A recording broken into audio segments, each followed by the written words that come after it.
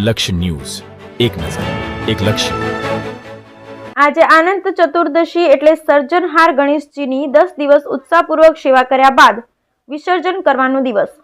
ડભોઈ પંથકમાં વિવિધ વિસ્તારોમાં ગણેશ યુવક મંડળો દ્વારા 10 દિવસ ગણેશજીની આરાધના કર્યા બાદ આજે 10મા દિવસે નગરપાલિકા દ્વારા કરવામાં આવેલ પહેલને પગલે કૃત્રિમ તળાવ હીરા ભગોળ ખાતે બેન્ડ ડીજે સહિત ઢોલ તાશાના તાલ સાથે વિસર્જન કરવામાં આવ્યું. આ પ્રસંગે ડભોઈ ધારાસભ્ય શૈલેષભાઈ મહેતા દ્વારા ટાવર ચોક ખાતે ઉપસ્થિત રહી ગણેશજીના આશીર્વાદ લીધા હતા.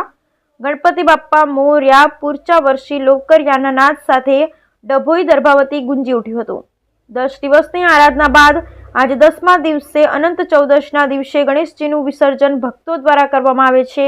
ત્યારે આજે ડભોઈ નગરના વિવિધ ગણેશ યુવક મંડળોના શ્રીજીની વિસર્જન યાત્રાઓ નીકળી હતી અને ડભોઈ નગરના વિસર્જન યાત્રા રૂટ વડોદરી ભાગોળથી હીરા ભાગોળ કુત્રી તળાવ ખાતે વિસર્જન કરવામાં આવ્યું હતું. પોલીસ વિભાગ દ્વારા ડીવાયએસપી આકાશ પટેલ, પીઆઈ કેજે ઝાલા સહિત પોલીસ સ્ટાફ દ્વારા વિસર્જન રૂટમાં ચુસ્ત પોલીસ બંદોબસ્ત રાખવામાં આવ્યો હતો. તો ધારાસભ્ય શૈલેષભાઈ મહેતા, પાલિકા પ્રમુખ બિરેન શાહ, ડોક્ટર બીજે બ્રહ્મભટ્ટ, શશિકાંતભાઈ પટેલ સહિત નગર અગ્રણીઓ દ્વારા ટાવર ચોક ખાતે શ્રીજીની પ્રતિમાને ફૂલહાર અર્પણ કરી આશીર્વાદ લીધા હતા.